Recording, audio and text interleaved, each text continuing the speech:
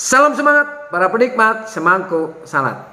Kemarin saya sempat opnam, dan selama saya opnam saya merenungkan banyak hal.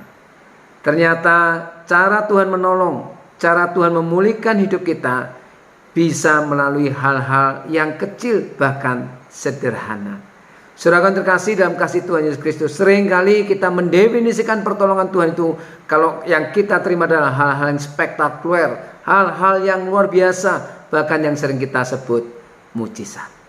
Padahal Tuhan hadir dan Tuhan bisa menolong saudara lewat perhatian-perhatian sederhana dari orang-orang di sekitar saudara. Mari kita belajar dari peristiwa Elia ketika dia mengalami depresi, dan kita lihat bagaimana Allah menolong dan memulihkan kehidupan Elia. Mari kita membaca 1 Raja-Raja 19 ayat yang ke-4, 5 dan yang ke-6. Begini bunyi firman Tuhan. Tetapi ia sendiri masuk ke padang gurun sehari perjalanan jauhnya, lalu duduk di bawah sebuah pohon arar. Kemudian ia ingin mati, katanya, "Cukuplah itu. Sekarang ya Tuhan, ambillah nyawaku, sebab aku ini tidak lebih baik daripada nenek moyangku." Sesudah itu ia berbaring dan tidur di bawah pohon arar itu.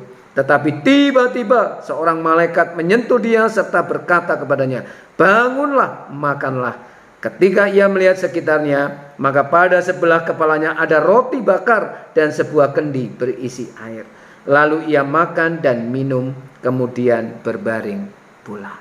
Perhatikan, Elia mengalami depresi hebat, bahkan dia pengen mati rasanya. Tapi Tuhan memulihkan Elia dengan cara yang simpel, dengan mengirim malaikatnya dan menyediakan roti bakar dan sekendi air. Waktu saya opnam pun saya juga merasakan pertolongan Tuhan, tidak lewat hal-hal yang spektakuler, tetapi lewat doa tulus dari jemaat, perhatian dan kunjungan tulus dari jemaat.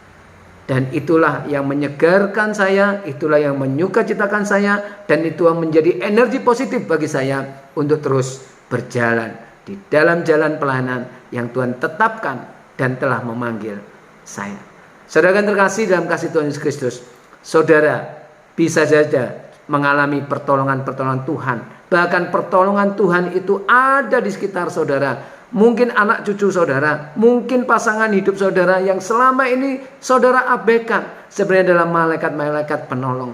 Mungkin orang-orang di jalanan, orang-orang di sekitar kita yang bahkan tidak kenal, mungkin itu adalah malaikat-malaikat Tuhan yang Tuhan hadirkan untuk mengingatkan kita, menegur kita, mendorong kita, menguatkan kita, menjadi sahabat kita, mengobati kesepian kita, dan macam-macam. Saudaraku, percayalah, Tuhan terus berkarya dalam setiap kehidupan dan setiap musim hidupmu. Percayalah, tidak selamanya Tuhan berkarya lewat hal yang spektakuler, tapi justru Tuhan sering berkarya dan berbicara lewat hal-hal yang sederhana.